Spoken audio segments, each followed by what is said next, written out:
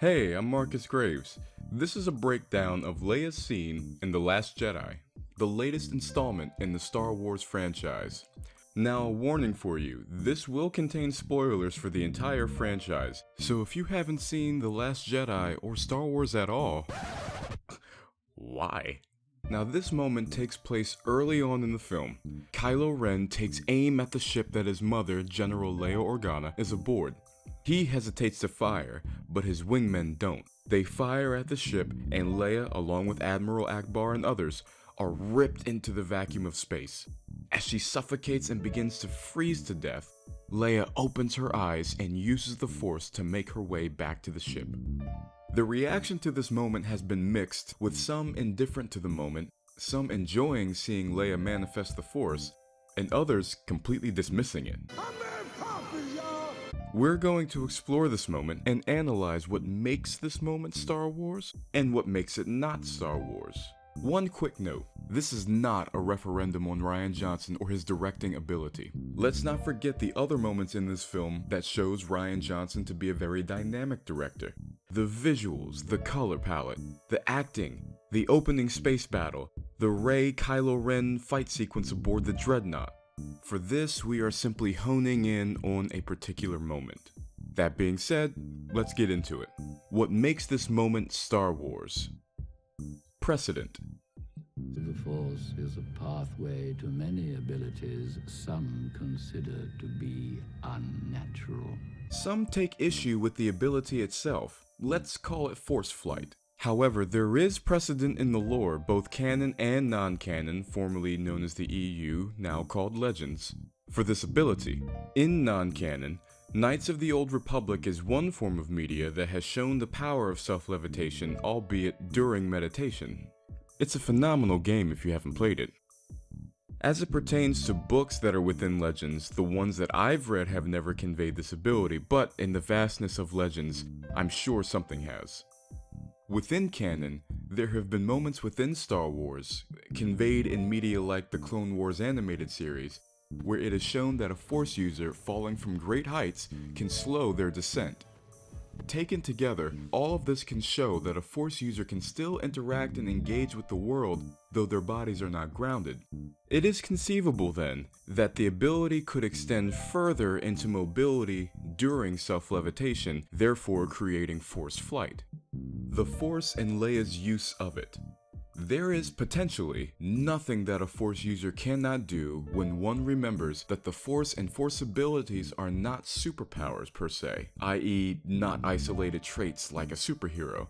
Force-sensitive individuals are interacting and engaging with It's me, the rock, between you and the ship. because It's an energy field. It surrounds us, penetrates us, it binds the galaxy together. they are connected to the galaxy in a deeper way that others are not. When it comes to Leia, her being Force sensitive has obviously never been in question, and this status has always meant that her potential to wield it in some capacity was always there. However, her Force use has always been portrayed as passive. I know that hasn't really been the case in Legends, but I'm speaking specifically of what is canon and what has been shown. Her Force use has consisted of sensory things. Feeling Luke call out to her on Bespin, her instinctual knowledge of connections to her past, sensing the death of Han, and sensing the presence of her son as his TIE silencer approached.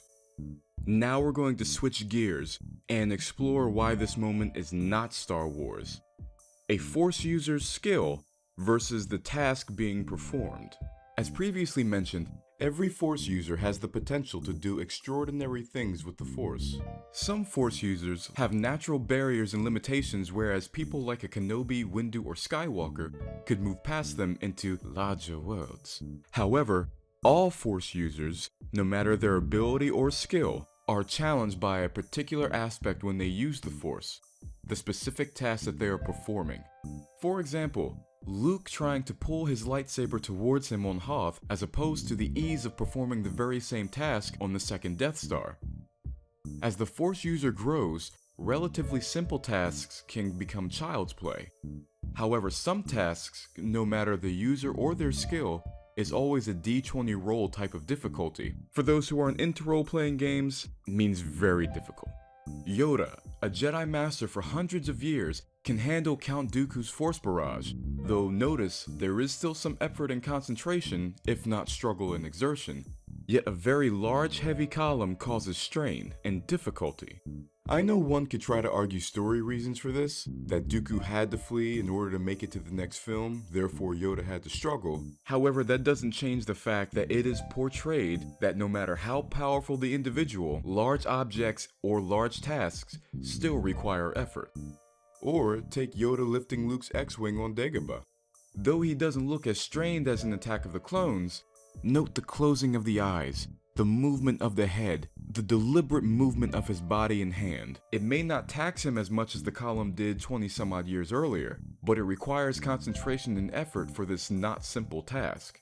Even in the same film, The Last Jedi, we see Luke struggle after projecting himself across the galaxy from Ahch-To, visibly wearied, sweating, breathing heavily. Leia's moment does not visually convey struggle or difficulty.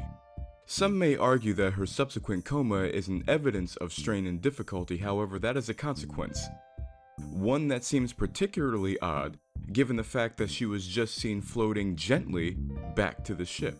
Now, yes, the fact that she was ripped into the vacuum of space is suffocating and freezing also attributes to the coma, but that makes the moment seem even more odd, because there is no sign of struggle during the process of the Force ability.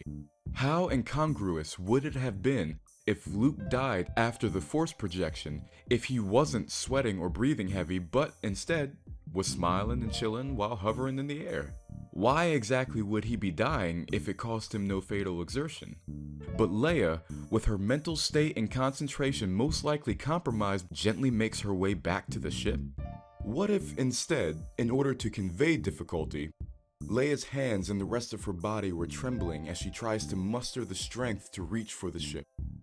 As she calls out to the Force and begins to move towards the ship, her concentration falters and she stops mid-flight.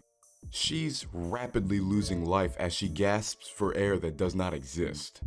Determined through the Force, she propels herself again towards the ship, but her consciousness is beginning to fade.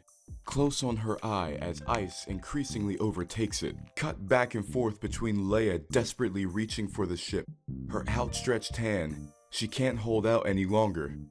She succumbs to unconsciousness as her fingers gently tap the glass of the door. Poe and Finn are on the other side and race to bring her in. Now, Rian Johnson has stated that this was akin to an adrenaline moment. He also seemingly insinuates that Leia has never manifested the Force in such an active manipulation of it. We know this to be true based on established lore, but he frames it as an instinctual survival thing. One could argue from his response that the Force is taking control of Leia. However, one, Rian uses the word choice and the phrase her not being done with the fight yet, which conveys volition on Leia's part. 2, her eyes open. If she was unconscious and this was the Force taking over, why convey her eyes opening? Leave them closed. And 3, recall Obi-Wan's conversation with Luke on the Falcon. You mean it controls my actions? Partially, but it also obeys your commands. Partially. The Force never fully controls someone but has a symbiotic relationship with the user. The Force influences and controls in part, but never outside of the user's harnessing of it and allowing it to flow through them. Jedi strength flows from the Force. It is a wellspring that can be tapped, not a demonic possession. Henceforth, you shall be known as Darth Vader. Well, maybe. In the end, the way it was conveyed simply raises the question of how an untrained Force sensitive, a very passive user, who has never practiced harnessing this energy field, who suffered the concussive shock of an explosion, was ripped into the vacuum of space, and is suffocating while also freezing to death, is able to harness the Force in such a drastic way with no effort, concentration, exertion, or difficulty. Thank you guys for watching. If you like this video, please like, comment, share, and subscribe if you're so inclined, and I'll see you guys next time.